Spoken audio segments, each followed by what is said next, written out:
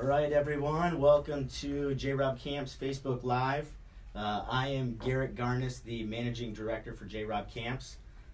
Here with me is Jacob Kettler. He's our Director of Wrestling Operations at camp all summer long here at the intensive camps, and also obviously our founder, Jay Robinson, who began the camps 42 years ago. So what we're going to do today is basically go through some commonly asked questions about just strictly our intensive camps right now. So we have, well, really 4 different camp options. We have our intensive camps, basically what we're known for.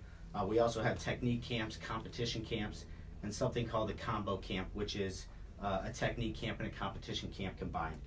But like I said, strictly we're going to be focusing on our intensive camps today. So today is our first episode of our Facebook Live. Next Thursday on April 4th, we're going to have an episode talking about our 5-day camps, and then on April 11th, which is 2 Thursdays from now, we're going to have an episode strictly focused on our 28-day camp.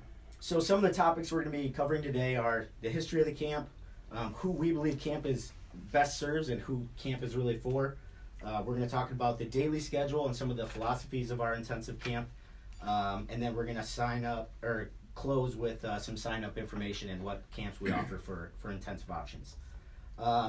So we're going to try to keep it within 20-25 minutes. It might last a little bit longer. It depends on how much of a rant we get Jay going on, but we'll see where we go. So first, Jay, just start off and describe the origins of the camp and how the camps really became to be. I think one of the most important things is you have to understand how it came about and why it came about. And when I was a coach at Iowa, we decided that we wanted to help kids around the country train. And instead of just teaching them the technical part of it, we wanted to teach them the how to do. So 42 years ago, we started what was called the intensive camp. It's pretty much the basis for all intensive camps in the United States. And we started with a 28-day camp. We had 102 kids show up that first year. And then it's just built since there. And we added 2 14-day camps, then a 10-day camp. And we limit it by the time, because time and number of days is very important as to what you can get done. And so we teach by doing. We require everybody to do what they do, so it's very important other than just a small part. And I think over the course of 42 years, if you really look at the history of the camps, everything is done for a reason. Over the course of 48 years, every year we tweak things, we make things better, and that's why the curriculum is the way it is, the daily schedule is the way it is. It's because everything we do, starting with the very first day on check-in when they're walking through, is it's done for a reason. So just describe a little bit about our training philosophy and why things are done for a reason and how it might not make sense to the average person. What Garrett said is, and I relate to the kids a lot, is that everything is done for a reason. So even it begins at check-in, where parents want to help the kids do everything, and we ask the parents to step back. Right? Kids have to do it on their own. It's all about their being responsible and accountable for their actions. Mm-hmm. So it starts the very, very first day. They're required to get up. We have a workbook with goal setting in it, and in that book they have to write down on a daily basis, what they're thinking, where they are, yes. And the object is to get them and bring those thoughts out of them. Yeah. So everything is done, right, to get them involved in it, but also to start thinking why. And it's a little bit more so than that. It's changing their behavior. I mean, we talk about it all the time. In order to get someone to where they want to be, a wrestler, a high school wrestler, whoever it is, you can't just change their thinking, which is what a lot of people think, but you have to change their behavior first to get them to change their thinking. And that's one thing that I think we really harp on at camp is we force them to do things that are uncomfortable. And you're right, and it's the same thing that parents do. It's no different, okay? It's the exact same. Parents say thank you, you're welcome, open the door, make your bed. You force the kids to do that because once they see the benefit of it, the why, then they start connecting the dots. And so that's a lot of things, like you said, Garrett, that happens a lot at camp, with everything. With journaling, all right? When they journal, they have to think about, why am I writing this down? What is it? So everything is to get them to do things. Yeah. And so just kind of transitioning a little bit into who camp is really for and who this philosophy works for, who our training philosophy is meant for. So Jake Kettler here went to camp, and we're super fortunate to have him on staff as the director now, director of wrestling operations. So Jake went to camp, and I mean, you tell the story. So back in 2006, I just had finished my freshman year of wrestling. It was my first year of wrestling ever. I talked to my coach Billy Pierce, who wrestled for Jay and worked the camps, and I said, what do I need to do to become better? I fell in love with the sport. I want to do whatever it took to, attain my new goals. And he suggested going to the 28-day camp.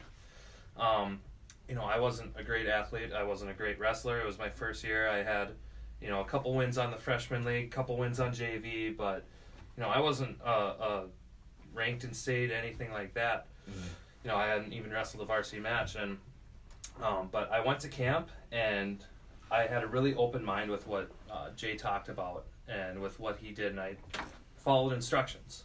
I did what Jay said to do, and I made it through camp, and I grew tremendously from that. Yeah.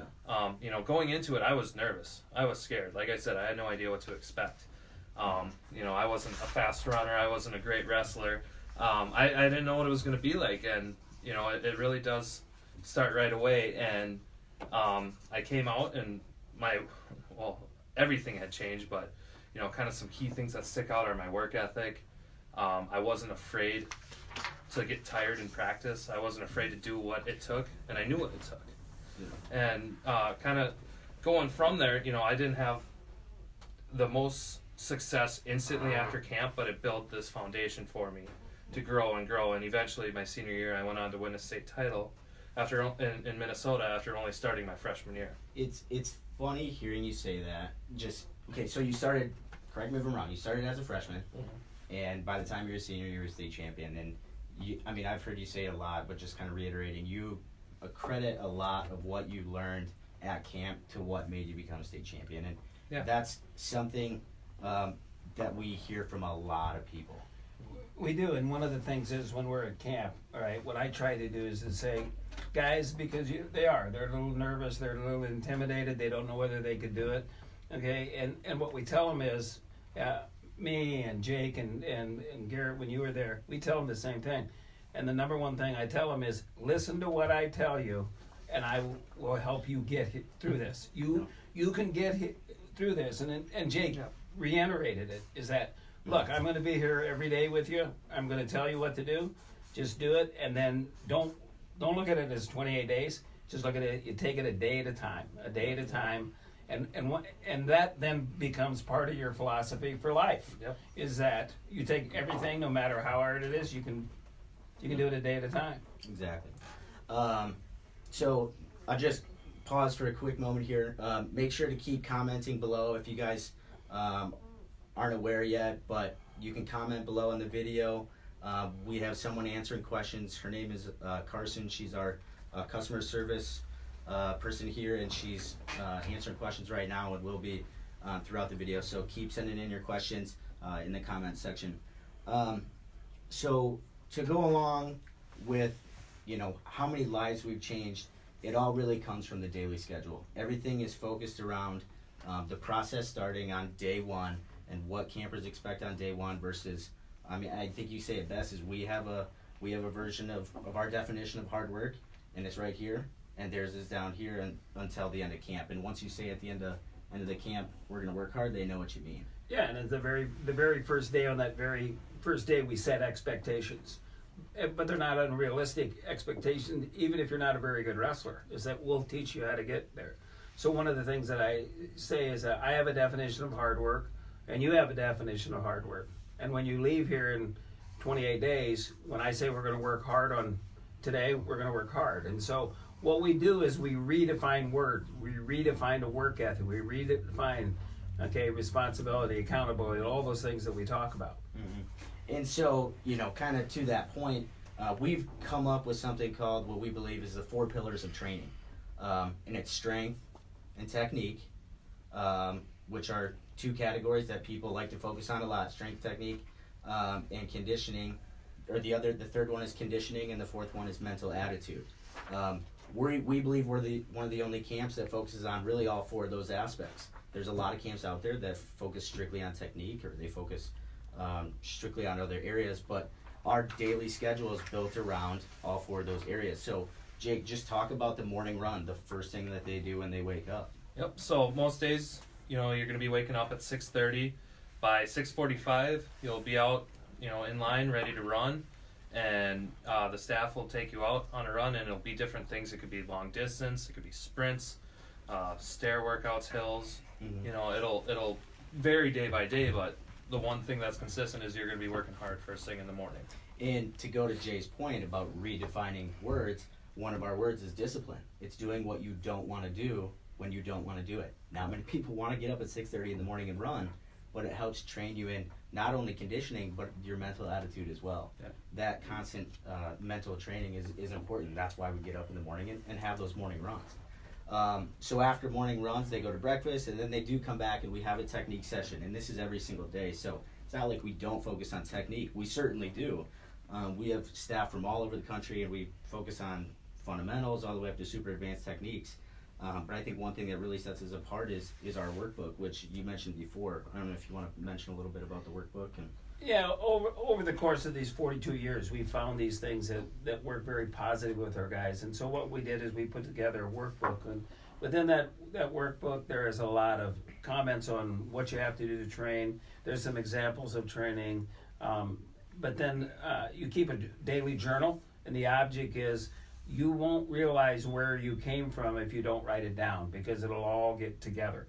And so you write down every day, what you did, what you were thinking, how you were feeling.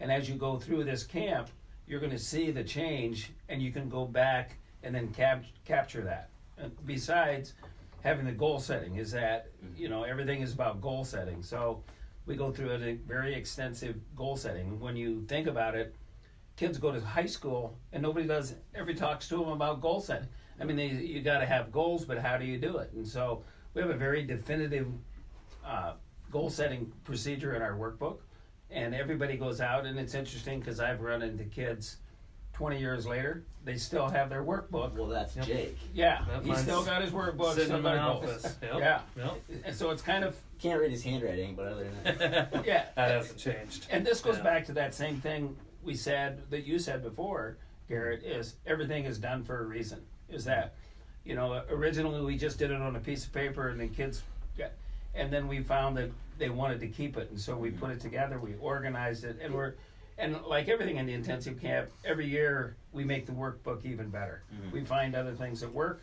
we add it makes a big difference. And it's morphed into something a lot bigger than what we ever probably would, or you ever would have expected to become. What we are really known for, transitioning a little bit again, is our hard practice. I mean, I think if you mention a JROB Intensive Camps, people think hard work, hard practice. I mean, Jake, why don't you describe that feeling? Yeah, about the so hard practices. I mean, it's in the name of it. It's hard, and I think that's a word we've repeated a lot. But it's a core concept of camp is you're going to get pushed beyond what you believe you can do coming into this camp, and that's a couple things with hard practice. One, it's in the afternoon after that technique practice, you get an immediate chance to implement the things you've been learning and working on, and try it in a live scenario against tons of different partners. Mm-hmm. And then we're also going to focus a lot on drilling, not only teaching specific drills, but how to drill correctly Mm-hmm. and how to drill intensely with a focus on the drilling and getting better at it. And then it's going to be a lot of live wrestling and like I said, a chance to implement that technique and just push yourself harder than you think you were able to go before. The amount of live work and the amount of drilling that you can get in either 10, 14, or 28 days at an intensive camp, in my opinion, goes so far. And we'll touch on it in our last episode. I don't want to get caught up on it here, but doing it at the 28-day camp is like doing it you're getting a whole nother season in. Mm-hmm. I mean, there's like 50 practices throughout a typical high school season. You're getting 28 hard practices and 28 technique practices throughout the season. It's incredible how much you can learn in those hard practices. Yeah.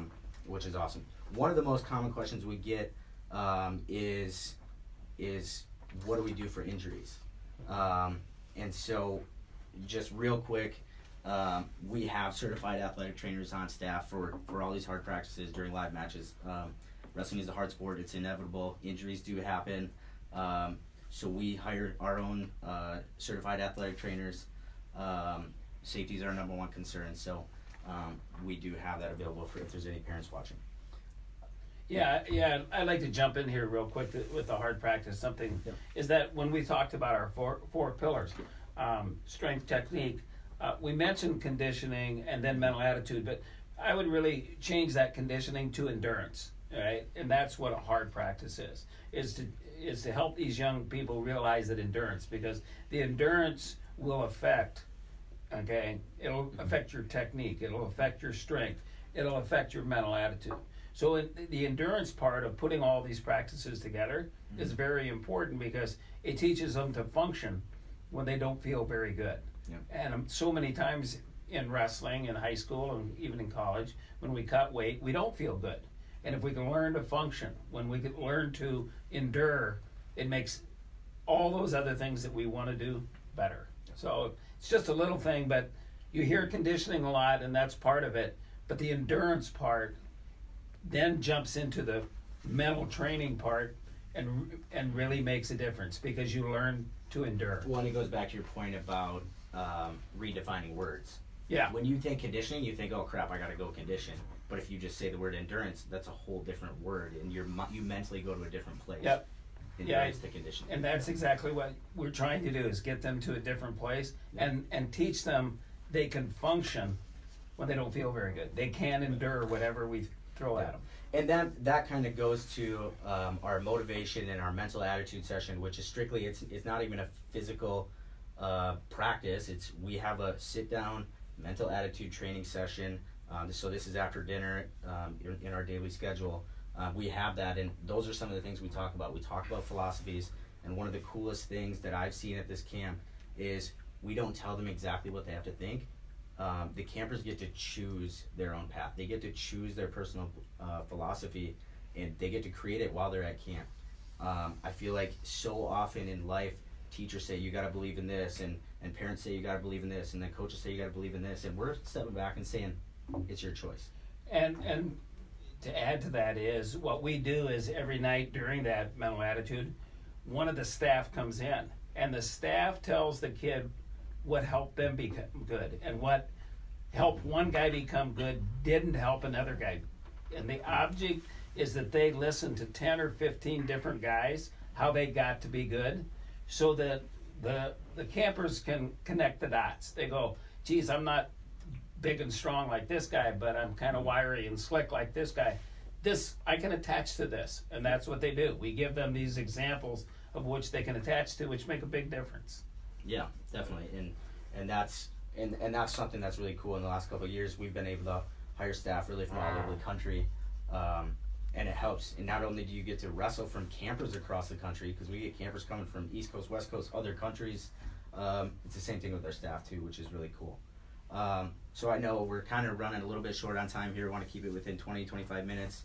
But the last thing we do on a standard day is another run, lift, or a technique review. So talk about that, Jake, and why we do that. Yeah, it's just ending the night either on one more good hard workout. You're definitely gonna be tired by the time you get to bed, but showing yourself that you can work out at all hours of the day, probably when people aren't working out. Most of your opponents aren't gonna be working out at 8:30 at night, 9 o'clock at night. And then you also get a chance to, I talked about implementing the technique during hard practice. Mm-hmm. Well, you probably have some questions after you did it in a live situation. Mm-hmm. And you get a chance to go back to that and review it with our counselors. And we slow it down quite a bit in that review session at night. So, definitely it's a great time to make one-on-one connections with staff throughout the country.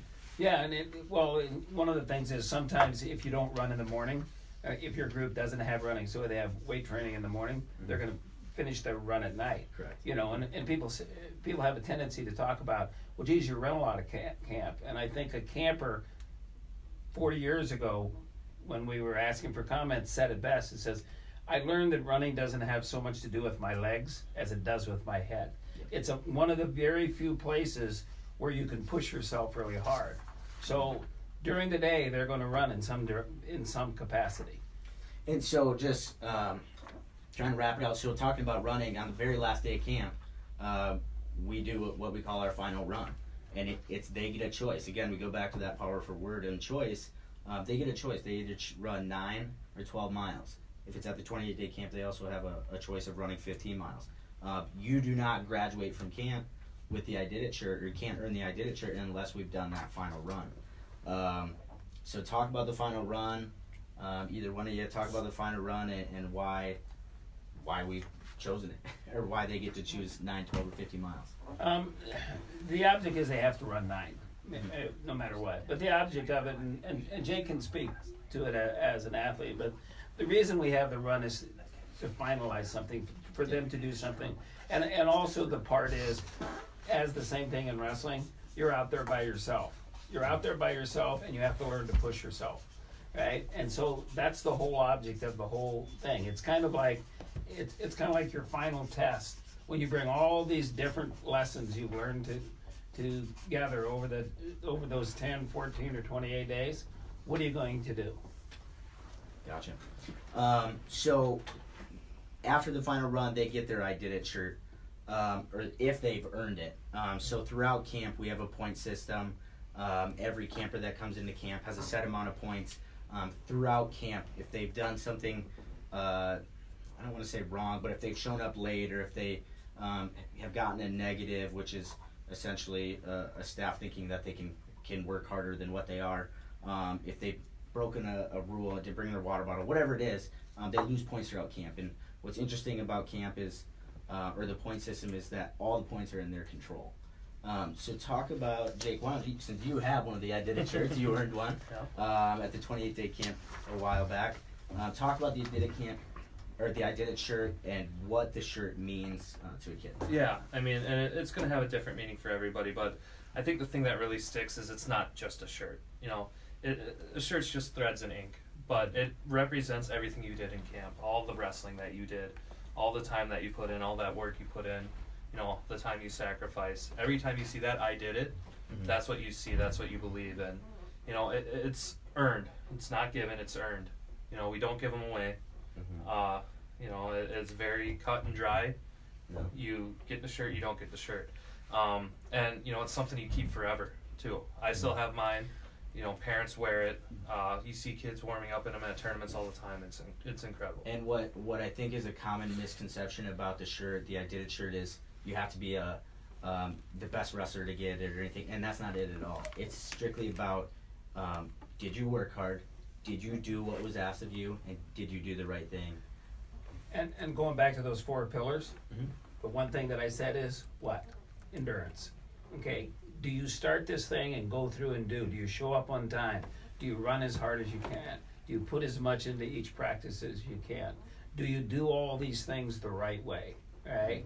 Okay, can they get it? Can the majority of people earn it? Yes, they can. Okay, and it's like Jake said, and it all comes from Army Ranger School, is that everybody starts out with the same number of points. Everybody starts out, you got to have a certain amount to graduate, but all of those points are under your control. Are you on time? Do you work hard? Do you make sure your stuff is done? Is your journal up to date? Time and time again, it's about you. Yep. So to wrap it up, I think there's a very common theme here. You just talked about everything, showing up on time, working your hardest, everything.